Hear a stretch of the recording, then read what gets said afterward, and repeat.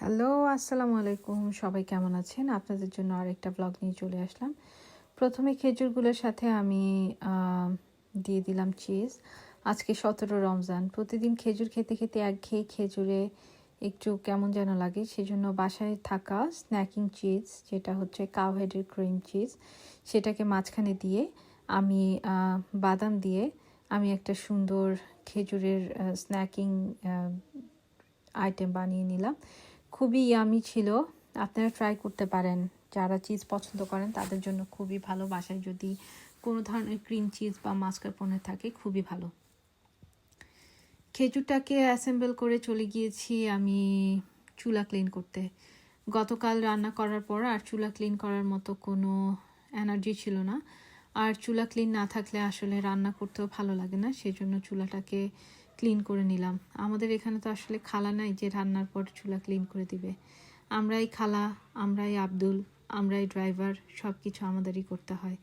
বাজারও নিজের করতে হয়, চুলা পরিষ্কারও নিজের করতে হয়, রান্নাও নিজের করতে হয়। বাট আলহামদুলিল্লাহ আমরা ইন্ডিপেন্ডেন্ট, ভালো আছি।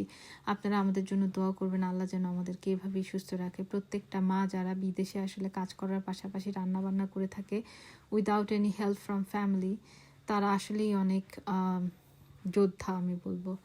যাই হোক, আমি আজকে রান্না করেছি আমার ইফতারের হিট আইটেম মান্ডি। আজকে আমি রান্না করেছিলাম চিকেন মান্ডি, সাথে আরও একটা আইটেম ছিল। বাট যেহেতু অনেক বড় হয়ে যাচ্ছে, আমি আপনাদের সাথে খুব ডিটেলে শুধুমাত্র মান্ডির রেসিপিটাই আজকে শেয়ার করছি। সো চিকেন মান্ডিতে আমি খুব ইজি প্রসেস ফলো করেছি।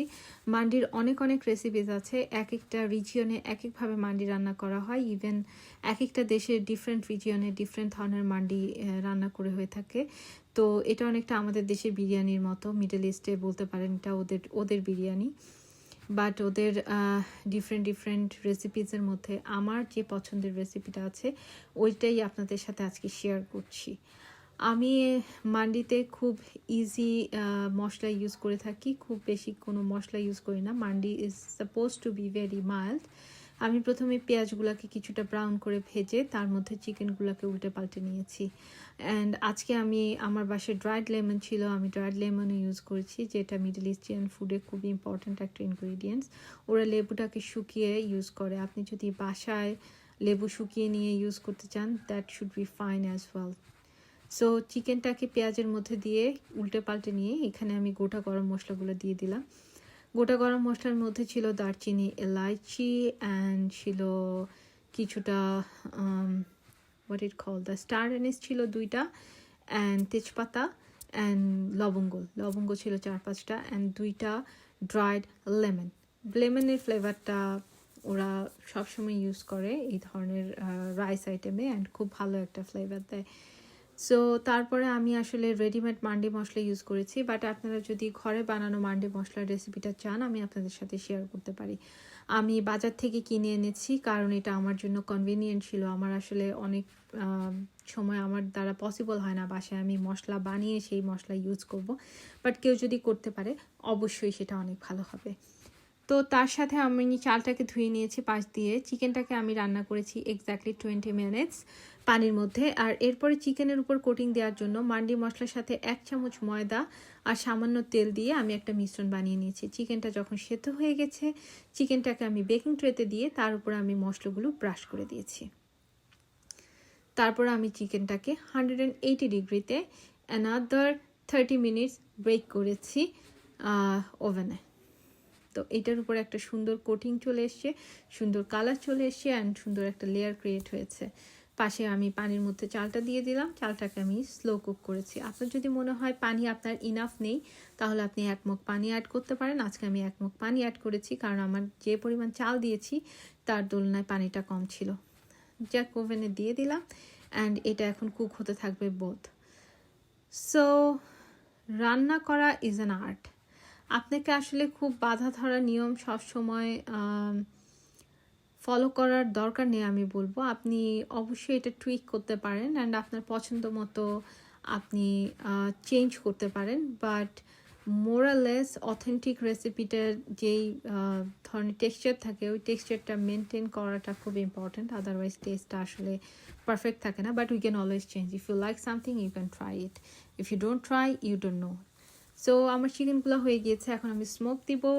ভাতের উপর চিকেনগুলোকে রেখে আমি সাইডে কয়লা গরম করেছি, কয়লাটাকে ফয়েল পেপারে দিয়ে তার মধ্যে আমি সামান্য তেল দিয়ে এটাকে স্মোক করব। মান্ডিতে স্মোকের ফ্লেভারটা এত ভালো আসে, আপনি যদি স্মোক না দেন তাহলে আপনার মান্ডির 50% আমি বলবো যে আপনি টেস্টটা পাবেন না। তো আপনাকে স্মোকটা দিতেই হবে, অ্যান্ড স্মোক দিলে এটা খুবই নাইস হয়। দেখতেই পাচ্ছেন চিকেনটাকে এক এক করে লেয়ার করে নিয়েছি।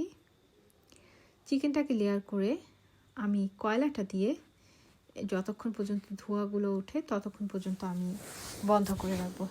এই রমজানের 17 দিনে আমরা মহিলারা যারা বাসায় ইফতার বানিয়ে থাকি, আমরা জানি আমরা কতটা চেষ্টা করি বাসার সবাইকে খুশি রাখার, বাসার সবার প্লেটে একটা সুন্দর খাবার দেওয়ার।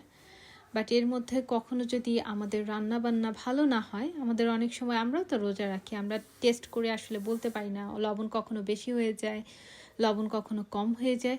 আপনারা কেউ গিয়ে ভাইয়ারা বাসায় এটা নিয়ে কোনো ধরনের ক্রিটিসাইজ করবেন না। আপনার প্লেটে যদি খাবার থাকে আপনি আপনার ওয়াইফ, আপনার মা তাদেরকে অ্যাপ্রিসিয়েট করবেন, কারণ তারা আপনাকে অ্যাটলিস্ট খাবারটা দিচ্ছে। They are not bound to serve you, they are serving you because they likes you. So আপনি এটা অবশ্যই অ্যাপ্রিসিয়েট করবেন। দেখেন আমার মান্ডিটা হয়ে গিয়েছে, আলহামদুলিল্লাহ অনেক সুন্দর হয়েছে। আমার বাসার সবাই খুব তৃপ্তি করে খেয়েছে। সাথে আমি একটা সালসা বানিয়েছি টমেটো ক্যাপসিকাম দিয়ে, খুবই মজার ছিল সব কিছু। আর বাচ্চারাও খুব পছন্দ করে খেয়েছে। সানডেতে বাচ্চারা বাসায় থাকে, ওদের স্কুল বন্ধ, এই জন্য স্পেশাল আয়োজন। যাই হোক, তারপর 1 কাপ গরম গরম চা। ভালো থাকবেন সবাই, সুস্থ থাকবেন, অ্যান্ড রমজানের শেষে আল্লাহর কাছে যা চাওয়ার চেয়ে নেবেন। আমাদেরকে ফলো করবেন। Thank you.